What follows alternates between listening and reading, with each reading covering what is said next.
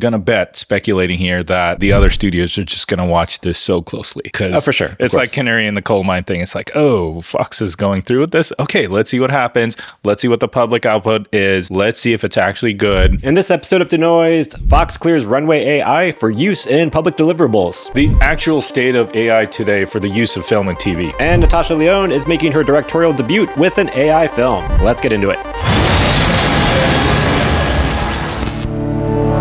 All right, what's up, Addy? Hey, man, welcome back. Thanks, good to be here. Let's get right into it. Yes, a lot of AI stuff happening. First up, this literally hot off the press came across my radar from newsletter friend, Jenko, who runs the Low Pass newsletter. And headline story, Fox Entertainment has approved Runway AI for use in public-facing outputs. That's incredible. It's such a big green light for the AI industry as it pertains to M&E.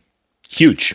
Yeah. I mean, this has always been a sort of like back and forth, questionable. Is it commercially cleared? Is it legally allowed? Yeah. So it seems like this also might have been a thing happening for a while, because it is a screenshot from Fox's Q&A, internal Q&A. And I believe it goes back to February. So this might have been okay for February. It's just kind of coming out now. But yeah, the question was, to confirm Runway is legally cleared for use in actual deliverables. And the answer is yes, all clear. Please use it and share how you're using it, because people would be huge. It would be hugely helpful to justify the spend and fun to show people. Yeah, it sounds like Fox is still rolling it out as a test case and nice to have feature just to see how their employees are going to use it. But the fact is, it's not just about having an ethical model, advertising that it's, good to go, commercially safe, clean, whatever label you want to put on it. It's about the actual approval from the studio to use it. Yeah, which a big studio is giving a green light that it's okay to use this right now. And also, that's not necessarily Fox Movies. That's Fox Entertainment's broadcast sports. Yeah, there's a bunch of outputs, and should also say we don't know, and there's no indication that anything has actually been used. In broadcast, we don't know yet if they have published anything. For sure, and I think those things will come with time. This is like the first of many steps towards us seeing public use of pixel generated with AI. Mm-hmm. Other big studios like Disney, Paramount, all the whole entire Viacom family, are they going to follow suit? This is the beginning of, I think, other studios just kind of opening up the gates, if you will. Yeah, and I'm wondering if it's just if everyone's going to try to wait for some legal clarity or answer that could take years and maybe still never fully be clarified of what is and isn't approved. So it's just sort of leaping forward and be like, okay, we're just going to go with this. I mean, there was some clarity from the Copyright Office where if something is completely AI generated, then it can't be copyright protected, which is also, there are two sides to this too, from a large studio's perspective, because there's the main one of, are you allowed to use generated outputs if they're trained on copyright material, and are you liable for copyright infringement? But then the other flip side is, the stuff you create, can you copyright protect it? Because that is a huge, obviously, of interest for studios to make sure that their stuff that they generate is legally protectable. Right. And it's not like a Runway can kind of have ownership over it, or if it's even not ownership. Right. And a lot of the AI companies, I mean, I know Fox is on, an enterprise plan or something. So the issue is if they generate stuff from Runway, whatever plan they're on. Yeah. The mega plan. The mega plan, they have the copyright protection to the extent of the law. But we know we had the ruling from the Copyright Office that without human input in it, which I think is still probably going to be debated, and of what that classifies as, it can't be copyright protected if there's no human input involved. 100%. I'm gonna bet, speculating here, that the other studios are just gonna watch this so closely, because for sure, it's like canary in the coal mine thing. It's like, oh, Fox is going through with this. Okay, let's see what happens. Let's see what the public output is. Let's see if it's actually good. And then the other thing I'm wondering about is, how is it actually deployed inside of Fox? Is it like a secure cloud portal to Runway's data centers, or is it locally run inside of the Fox studio walls, or is it just an API handshake? What is it? Yeah, are they still using Runway servers? What is? Yeah, I mean, I'm also just curious. What would the outputs be? I'm guessing it would probably start with images, or just marketing assets, additional assets. I wouldn't even go that far. I think it so? would just be previous stuff, concepting maybe in the development teams. Yeah, but we know about that. Yeah. I mean, this is saying it's approved for distribution. Not that they're not allowed to use it, but that they're allowed to clear it for use in actual deliverables. That was the quote from the Q&A. Yeah, I think it's still long ways out, because it's one thing for Fox employees to have access to it and given the green light. It's another thing to actually master the tool and get it to a level where the output is acceptable. Yeah, exactly. And I'm guessing like you that it would not be, we're going to generate a complete shot or something and insert that in our, like that they're going to generate a shot of a football player and use that in a promo video for NFL or something. Like, I don't think that's going to be the case. I'm guessing, probably just modifying assets or background plays or some element or something. There is another interesting point too. And also this ties into like that it's not just for previs, but for broadcast. The FAQ document did indicate that employees should tell Fox's broadcast standards and practices group if they were using any AI generated videos in any broadcast or production material. So just to tell them, not necessarily that it's not prohibited, it's allowed and from their original statement. And that also their Gen AI use guidelines require them to consult with their manager and business unit legal team prior to commercial or external use. It's like, whoa. Let's I mean, also, yeah, but if, Fox is massive and has a bunch of different units. So yeah, but no, I mean, I think the big thing here is like, it is getting the green light for public distribution, not just internal use. And interesting that they chose Runway and not somebody like Adobe or OpenAI or whoever. Why Runway? Is it because of quality, or was there like a back end deal or what have you? Yeah, I mean, I agree. I mean, just from a user perspective, like Runway has generally been ahead of the curve and had the best and most realistic looking models out of anyone else. We covered the references thing. That's amazing. Yeah. And Gen 4, their latest model has been up there with VO2 from Google, like as the best outputs that I've seen. Our guy Cristobal is killing it over there. So maybe Fox is just waiting for the audio. I don't remember what the name of the speculative audio controls. They're just they're on board with that. They're all they're like, we don't want to do any work. We just want to talk to the thing.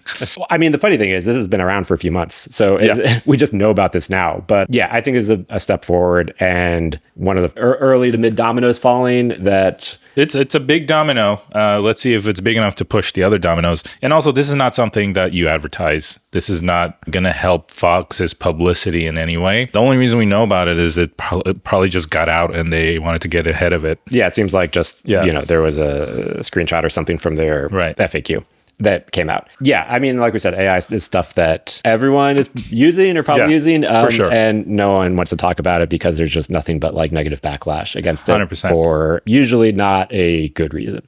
How could you not be testing with AI if you are a studio in this climate, in this downturn, with the industry the way it is, with the budget the way it is? How could you not at least have a few engineers that are just pushing this? Yeah, you got to understand it. 100%. Also, yeah. And also, so... Or you'll be left behind. Yeah. And so whether you use it or not, or whether you internally make the decision to use it, or there's a legal clarification whether you can use it. So like when that happens, you don't want to be starting from zero and being like, oh, well, okay, now we're allowed to use this AI thing. Let's figure out this AI thing. Yeah. You definitely want to be at the point where it's like, well, we know how we can and the ins and outs of the AI thing so that once we get the green light... I mean, look, I think, it's not... like this is magically going to disappear. There's going to be some ruling that the AI thing is, I guess not going to work out. Sorry, everyone, let's pack it up and go home. Like that's not going to happen. No. Yeah. So, I mean, maybe there are ways to train models, and we'll talk about this in the next story, but I mean, you can train models and completely clear data and stuff. So like there are ways to work with AI and completely eliminate the debate or issue of, is the AI that we're using trained on commercially cleared data? Because we know there is a way to do that. 100%.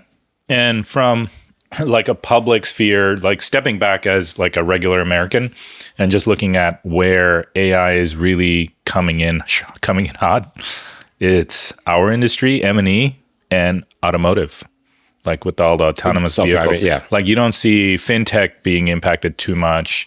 Well, I mean, Mark Andreessen just, said that the one thing AI can't replace is venture capitalists. Oh, of course, because that's going to replace everything else but venture capitalists. Yeah, because he's a venture capitalist. It'll replace everything else that I don't do, but it can't replace me. I would say the complete opposite. I think venture capitalism is a state of decisions that could be handled much better by an emotionless, highly reasonable analyzing AGI. A bunch of data and making a yes or no decision. And seems like how much money. Right, and how much to invest in the risk tolerance. Seems like a prime use case for AI. I think he would know that better than anybody else. He's not stupid. So yeah, I mean, the only thing AI maybe doesn't do right now is the human interaction of knowing about the deals or whatever. But once you know about the deal, then I think he's just trying to keep his employees cool and calm. So you're not going to be replaced, I promise. Which brings us to our next topic, state of AI use. Now, I wanted to talk about this because I thought we hear a lot of hype. We cover a lot of new tools. We cover, like dominoes falling. What is the actual capabilities of AI today, and how are creative technologists actually using it? And I have a little bit of insight. I was just on a project where we tested with AI, didn't get the clearance to use it, but we certainly got to a point where it was like, oh, this is legit. It's going to save us a lot of time, money, and get us a better output. Can you talk about anything like what you tested in vague terms? Yeah, it was a video generation tool that was really good at the thing that we were trying to solve. We were trying to generate motion graphics. And, motion graphics for a motion graphics artist is very time consuming. Of course, they'll have way better control over it, perhaps higher quality than something AI can generate. But we were literally given like 8 days to create like 30 minutes of motion graphics, and there was 2 artists. Yeah. And the first thing they did was they turned to some, off the shelf video generation tool, kind of like a Runway or whatever. And stuff came out really good. And then they actually went into After Effects and modified the AI generated stuff and layered it with stock footage, right? So they used the AI output as a base layer, and then they got to a good place. And then we brought it to the studio. The studio's like, well, don't use that tool. We kind of are talking to these guys, me referring to another AI company. Why don't you try their tool? And we're like, okay, let's get on a meeting with them. Let's go on a call with them. And then that call went really well. We were just about to convert over to this tool that is quote unquote studio approved. And then the studio comes back and changes its mind and says, actually, hold that thought, because no AI is going to be used on this project. Okay. Even though it was going to be just for like motion graphics. Correct. Yeah. Okay. And we were like, sorry, guys, you're going to have to work your butt off. So those 2 motion graphics artists just went at it for like the next 6 days or whatever. Okay. So the solution ended up being, they didn't cut anything down. We had to remove all the AI elements. No, but I mean, you had to remove the AI stuff. But because initially the issue was you had about 30 minutes of graphics you had to create with 2 animators. Yeah. And so the solution ended up being make the animators work like nonstop. Yeah, correct. Did you cut any of the graphics down, or it just was like? I would argue that the graphics were compromised in quality because of that just incredible crunch. They had to triage. Yeah. Like just get something done. Just get the minutes Not the out. best work, but something. Okay. Yeah. So that was my story. And then going back to, I have a really good friend who's also in the AI world and consults for a lot of studios and does AI, R&D and sort of test bed situation for them. And we were like, how do you use AI for the consultation work that you do? I do it this way. And I was like, this is what I have experience with. And a lot of that stuff lined up. So I want to share some of the things with you. I think the most obvious is, you'll hear this from everybody. AI is just a tool. It's not the entire thing. It's part of your arsenal.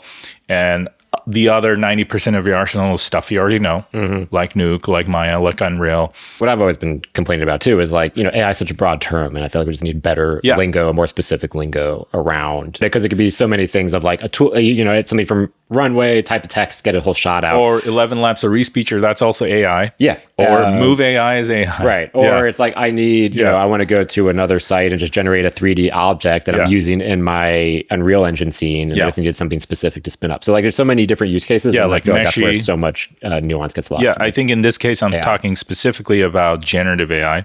So from text to image or text to video. And what I think a lot of people are realizing is there's no way around the fact that you're going to have to custom train and fine tune foundational models. to get what you want. So it doesn't matter how incredibly good you are at prompting, or if you're using like a prompt engineering mechanism, like you put your prompt into a prompt model, and then that prompt model will generate like almost like machine talk for the video generation. Yeah. Or I've like made a project with a prompt pre-built. So I give it like a very crappy prompt, and then it rewrites it into a better prompt for whatever I'm trying to do. Prompt structuring is going to help, but it's not going to get you what you want. Like if you are Coca-Cola and you need your cursive Coca-Cola, signature logo, there's no way around it than fine-tuning image generation, video generation model with a ton of the Coca-Cola logo, right, and then attach it as a LoRa. And we've covered... we've talked about LoRa's before. Yeah, low-rank adaptation models. It's basically a mini model that latches on to the big model. So if you're thinking about the big model as like a giant ship, a LoRa is like the tugboat. It's a tiny little powerful thing that's like steering it. Custom train on yourself can be from 20, 50 images of something like a person, a face, an object, a product, a location. Yeah. So that LoRa model, you still have to build on your own. Right. And the way you could build it is you could build it on the cloud, you could build it in Comfy UI, or there's other ways to build it. Also, more and more tools too have been adding features of, they don't even call it a LoRa, but it basically is like, it's fine-tuning. Right. Yeah. Build your own custom object or something. And it's like, give us 20 photos of your thing. And then it trains a model. Yeah. It's basically doing this in a very easy to use fashion. Absolutely. And now that you're getting into essentially building your own model, you have the same problems that these big guys do, which is like, how do you create a data set correctly? How do you condition that data set, prep the data set? And then how many times is that data set going to run through this model, which is called an epoch? How many epochs are you going to have to get this to be right? And then there's a problem of overfitting and underfitting. Overfitting is when you've trained it so hard that it's just rigid and all it can output is that Coke logo, right? Like you can ask for a car and it'll just output the Coke logo. It's overdone. It's like a steak that's too well cooked. But you know, the other end is if it's medium rare, it's not giving you the Coke logo, right? You haven't trained it enough. Yeah. So you want to just, medium, just in the middle. Yeah. I've had this issue trying to do like some early LoRa's on like myself. Yeah. And, a lot of the photos were maybe from an angle or like smiling. So then all the outputs, even if I'm trying to get a different expression for myself, it's always sort of like a weird, like a smiling kind of thing, because that was all the photos I gave it of. Yeah. And on the specific topic of face, one of the videos that I saw that solves that is take your photos that you gave to the LoRa and remove the background, like keep it on a white background, red or green or blue background. And that'll actually train the LoRa's way better. Just having a clean background. Exactly. Just no additional noise to decipher. That's interesting. Yeah, so there are all these tricks that people are finding out. Yeah. The other thing that is used a lot for controlling the generation is structuring. Structuring is just a fancy way of saying that you're giving it lines and edges for the generation to stick to. So it's almost like, you give the AI a skeleton and then it's filling in the muscles and the fat and the skin. Okay. Yeah, but that skeleton you have a high level of control over, and generally how that's done is through actually 3D. So let's say, in the case of like Paul Trillo making that CUCO video, how they generated that LA street was they built that LA street, I think in Blender with all the little shops. And then the background was just like 2D mats of city and skyscraper. And they had a camera through that 3D environment, which was the correct perspective, correct number of buildings. And then what the AI model did was just neural render over that. So like kind of like a video to video, essentially. And that's the other thing I want to talk about. I think a lot of the work for professional use is not images. It's not images at all. It's not even image to video. Yeah, there is a big sort of focus on image as the reference guide. Not prompts, not anything else. But end of the day, it's about taking some kind of input video, making some kind of output video. Yeah, we're talking about, I think that is probably going to be the way things go, whether that at least near term, the next like year to 2 years, that's how we get the job done. And then who knows where the AI capabilities are after that. Right. But yeah, some type of in painting in a video. So like that could be shooting with a real actor on a green screen or some sort of just roughly keyed background, like with Lightcraft or something, and keeping the actor in the performance, but changing the background. Yeah, something like in that realm, but working with video as the source. Because, yeah, the image to video, and despite all of these other tools adding, pre-built camera movements and motions and stuff, it's like this, like no one here in the industry wants to operate a camera with like a preset. It's like that is not operating a camera. That's not controlling the movement. That's never worked. Even animators, working on like animated films, or, between programming the camera with keyframes or using an actual like camera tracker, right? It's a different feel, a different experience. I mean, even in the animation world, like you would think there is a walk cycle. I mean, every character walks, right? So like, wouldn't an animator just start with like a walk cycle and then modify that walk cycle? Like, why animate every single bone in a walk cycle? Well, it turns out if you want to have full creative control and create a very unique sort of gait and walk to that, you have to start from scratch.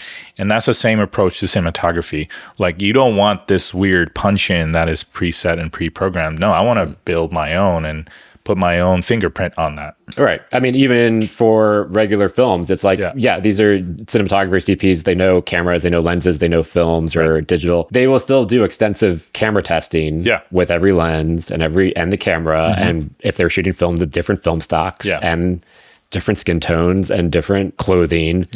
To test it all out for the look for that film.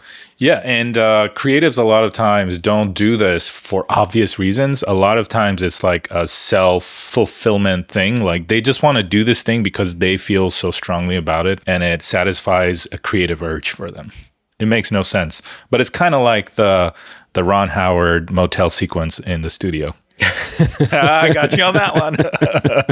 For those of you who don't know what I'm talking about, Addy has just discovered the studio. Now he's catching up. And when you watch, I did want to bring up the AI episode that just aired, and also because it did just air, so I don't want to spoil it if people haven't watched it yet. But next week we'll talk about the AI episode because I know you will have caught up, and that'll give enough people enough time if they haven't watched it yet to watch the latest episode. We got to throw up some clips of the episode when we do that. Yeah. Okay. What are some of, like, in the practical sense of like actually using AI and using it as a tool? What are some of the things you've been seeing? Yeah, one of the tools that I think is slept on is Invoke AI. I just discovered it. Yeah, I had not heard of it either. So yeah, tell me how you stumbled on this and what has been standing out to you with Invoke. Yeah, so using something like Runway, it is a fairly easy to use web UI. You upload some references, you can prompt a crap out of it. And there's even a few presets to, like Runway now has, I think, the punch in the face preset. No, that's Pika. Okay. Pika's the one with like presets galore. Yeah. So the cake face or the squishy face. Exactly. Yeah, that's all Pika. I saw somebody make a beautiful montage of like a bunch of politicians getting punched in the face. I was like, this is what it was really built for. Like UGC that could get a lot of clicks. The meme factory. The meme factory. Yeah. But in the real world, in our professional world, like that stuff really doesn't have any high ROI. The way Invoke does it is it brings it into a very familiar ecosystem of tools and workflows we're familiar with. So most of us in the industry know Nuke, we know Houdini, and also DaVinci Fusion, and those three tools are all node-based. Resolve as well. So creating a node-based tree that is easier than Comfy UI is one of the things that Invoke does. The other thing Invoke does really well is when you generate an image, you can do in-painting in layers. You can mask the portions of the image in layers, and each layer ends up being highly modifiable on its own. Very similar to Photoshop or After Effects or any of the layer-based systems. It seems so obvious, but I still haven't seen something that elegantly built. And I was really impressed. I think that Invoke CEO, if I can remember his name, Kent Kiersey, he goes through a YouTube video where he actually uses his own application to just like modify something. Yeah, the YouTube channel has a bunch of tutorials. Yeah. He runs a bunch of tutorials on his YouTube channel using Invoke. Yeah, and it's like, he gets it because like one of the examples was him taking a very generic AI generated image of a guy, like a model fashion model with a leather jacket. And then there was a lot of skin on his chest and his face, and it just looked like a plastic doll, right? And we One of the common issues with AI outputs. Yeah, and that goes into the AI slop category, right? And so he gets it. He's like, look, this is obviously not going to work. How do we bring skin detail and then just correct that skin? And then he'll go through layer by layer, adding like pores and fine details to the skin, taking off some of the specular highlights and all this stuff that a professional artist would do. So I think like it's a really neat thing to see when people from our industry who actually do the work that we do use AI to generate the thing that is actually of caliber. Yeah. And any other controls stand out? I mean, I know one of their big things with checking out their website was data and IP, both ownership and input, kind of a big focus on using your own models or using LoRa or using models that are trained on already commercially cleared data. I think a lot of AI companies are big on security now more than ever before. I'm not a big like internet security expert, but I keep hearing SOC 2 a lot. SOC-2. It's like a security standard.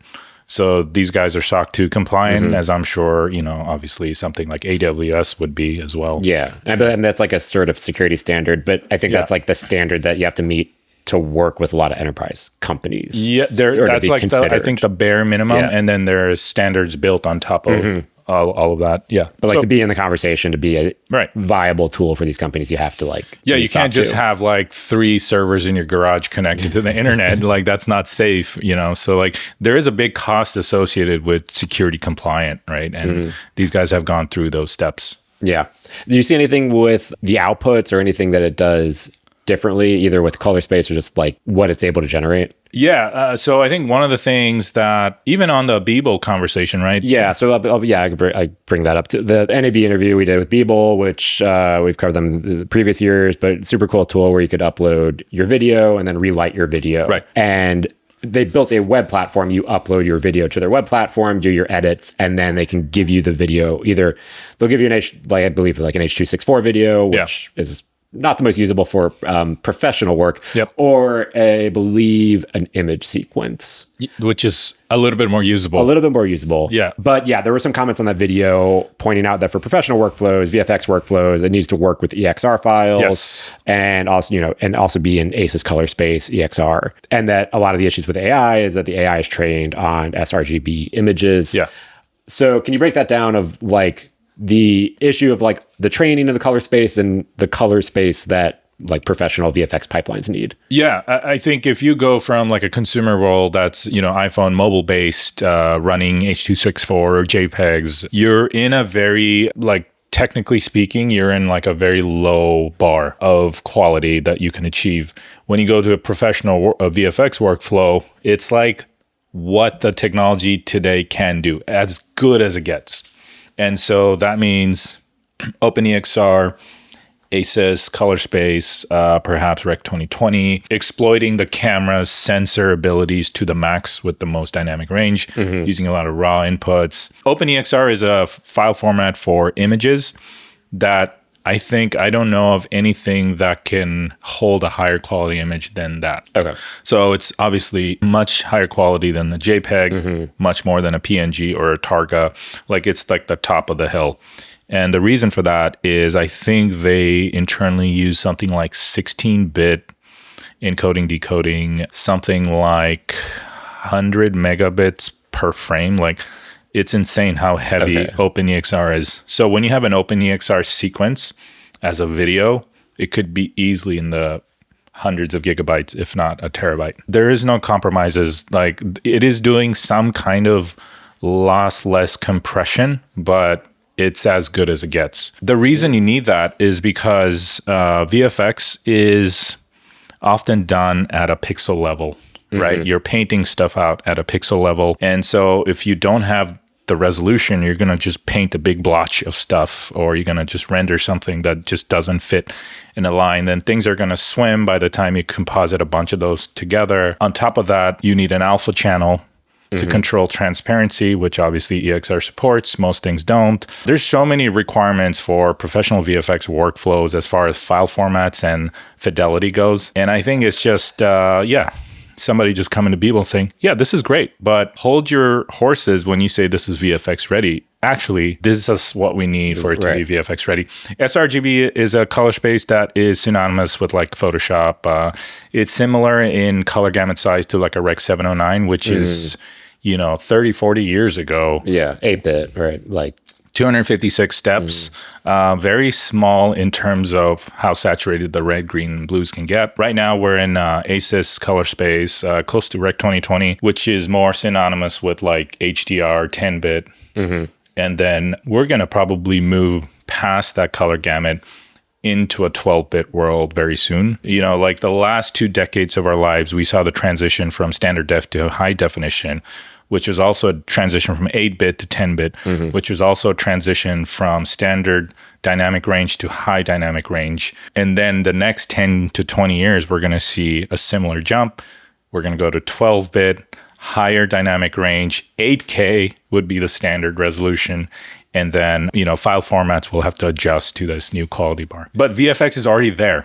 Right. So in the working space. I mean, obviously that's to get it to the good spot and then output it in something lower. I mean, I think you know this better than I do. It's like you want to create your frames in the highest possible quality, so then all you're doing is downsampling to all the different formats. Yeah, but in the VFX world, you need the highest possible sample. Also, you got to remember, like, color. You're seeing the stuff in a movie theater screen and the dailies and things like, I don't know, 30, 40 feet wide. Like, you're going to notice every single thing. Right, and especially as either projection or if more movie theaters switch to like Onyx LED displays slash Apple Vision Pro or just other beyond high definition, but high quality headsets, another thing where like the detail will start showing. Yeah, especially if you use film, because film still has to be scanned and brought into a VFX pipeline and the VFX added and then printed back on film. Like there's still a process. So like now you're talking even higher resolution than 8K. You're talking like 16K per frame, something insane. Yeah, like something that. Like Cine's on those IMAX 70 millimeter prints. Now, even if Beeble was like, okay, yeah, sure, we'll have EXR export support, you're still only as good as your weakest link. So all the training data is still sRGB. Yeah, like you could definitely like throw JPEG quality image into an EXR wrapper. Right, but you're not improving the anything benefits of anything. So I mean, is that going to be an issue later on where it's like everything's going to have to be retrained on higher data, or is there something that like it could be leaned on with AI? Sort of like there's AI upresing. Is there like an AI? No, I don't think improving the color space. Upresing will get you so far. So like the reason OpenEXRs are used a lot in something like Nuke is because it holds HDRs really well. HDR is when, and I'm not talking about like 10-bit, HDR on our TV. I'm talking about merging different stops of images or video together to create a dynamic range that goes far beyond the camera's capabilities. So like a typical camera will do like 17 stops or whatever, right? So you go from the lowest T-stop to the highest. And then what if you do 3 or 4 ranges of that through different portions of the light? Now you put the dynamic range at like 25, 26 stops. And to hold that level of dynamic range, you need a lot more bits. And now you need 16 bits. So what Beeble has to do is if you're using an iPhone, you have to take enough images at different dynamic range areas and then merge it into one giant dynamic range. And then that has to far exceed the dynamic range of the iPhone as a single exposure. Then that gets brought into VFX. I'm curious where their models come into play and where the elements that you add. Because I know if you want to relight your scene in Beeble, they have some like preset, scenes you can relight, but you can also just import an HDRI panoramic image. That's it. And so I think the VFX artists are like asking for an export of that. You give it the high quality data and get the data back. Yes. Yeah. I know they have some of their own models, but I think their models are more also for, I think understanding the face and how the light will fall onto the face. But I mean, also just aside from Beeble specifically, other AI elements or outputs, it's like, are they going to have to like retrain the models in the future on 100% 4K on the higher resolution, higher bitrate data? I think you're going to see like a Runway regular and a Runway Pro, and the Runway Pro will train on way less data and maybe leverage the big foundational model's knowledge, but then output at 10-bit. Right. Or is this like the DeepSeek future where it's like they figured out how to train the models, but on way less data. So they distill, distill from the main model, but then train essentially a high fidelity LoRa, something like that. Yeah. I mean, these are exciting things to look out for. Yeah. And things to,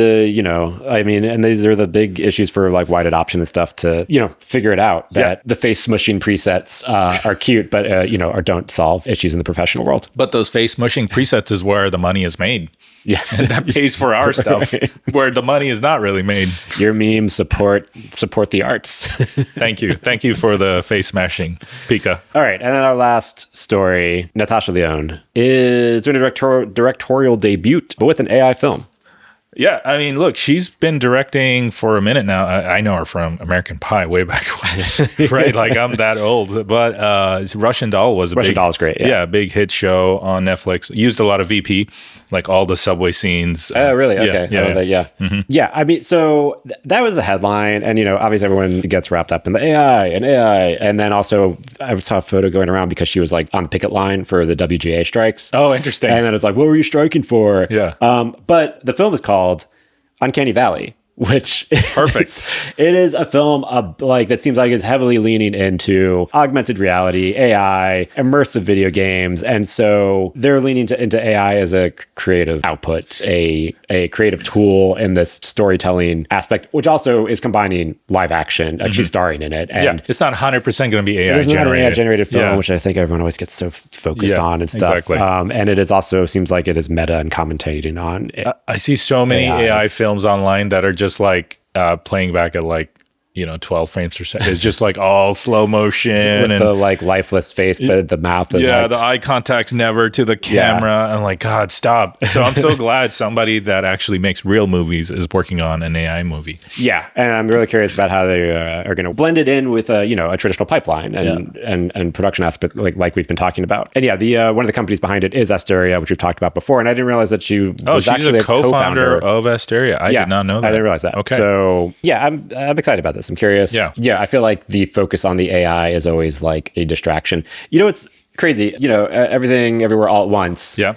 Everyone loved, crazy effects. That was that was an early user of Runway. Yeah. And they just were so early to it. It was before anyone really knew what was happening, but it was like got it out the door. No one is saying, no one's calling, this movie that won Best Picture, like, oh, AI slop or like all the crazy stuff. It's like they used it as a tool in their pipeline to lean onto the weirdness of it all. For sure. Which for a film called Uncanny Valley, which is, if you're in the AI space at all, like are well aware of this term, it just seems like it's just going to lean onto its weirdness, and with some like extremely creative people behind this project. Just to refresh our viewers on what Uncanny Valley is, it is a visual representation. If you're looking at somebody's face and how pleasant or unpleasant it is as a graph, and the more attractive someone is, the graph goes up in value.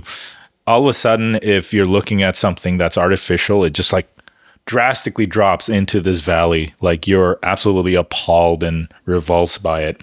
And Uncanny Valley happens a lot with digital humans, especially, if the digital human faces don't have enough texture and like deformation to their faces, or if the eyes are just missing something. It's always typically the eyes. It's like something's off. You usually can't quite put your finger on it, but you're like, I know there's something weird about this. Yeah, evolutionary speaking, like we are so fine-tuned to look at faces. We look at faces every day. Not only do we look at faces, we read expressions from them, and when we see something artificial, our brain instantly regurgitates. And that's what the Uncanny Valley is. Yeah, for them leaning into that and harnessing AI as a tool and being extremely creative and amazing storytellers. I'm excited about this. Me too. And again, the AI takes the headline, but for all the wrong reasons. I don't know what, like, okay, I get that she's able to make this film, and most likely it's going to be pretty cool, at least as an experiment at the tier 1 level. I'm sure they're going to be funded well for this. My sort of question is, like, how does it get distributed? Does it just roll out into theaters like every other film, or is this going to receive like a special treatment because it's like I don't know, an oddity or something. It's an oddity, right? Yeah, I don't know. I mean, I'm guessing too, if they're making it like it's probably going to go the festival route and then try to get acquired like any traditional independent or lower budget film. Or what about like Spy Kids 4D? You know, like how that rolled out into theme parks or something, like because you need the shaking seats and all that stuff. I don't even remember that. Yeah, but that was an oddity of a film, right? Because it just used a different type of technology. So I'm wondering what is going to happen in this one. I don't know. Yeah. We'll see. We'll keep following and tracking it as it progresses. Yeah, maybe we can go on set. On set is just a bunch of dudes on computers. Yeah. They are filming real people. It's not completely AI generated. Fair enough. All right. Good place to wrap it up. Yeah. All right. Links for everything we talked about, as usual, at denoisedpodcast.com. I got a message from a friend who loves the show and said he left a review on Apple Podcasts. Thank you. Thank you. And we saw a Spotify review number go up this weekend. So yeah, another one would be great. And these are literally one by one that we're building. And all of these help us tremendously. Yeah. So yeah, thanks for leaving the review and we appreciate the love. We'll catch you in the next episode.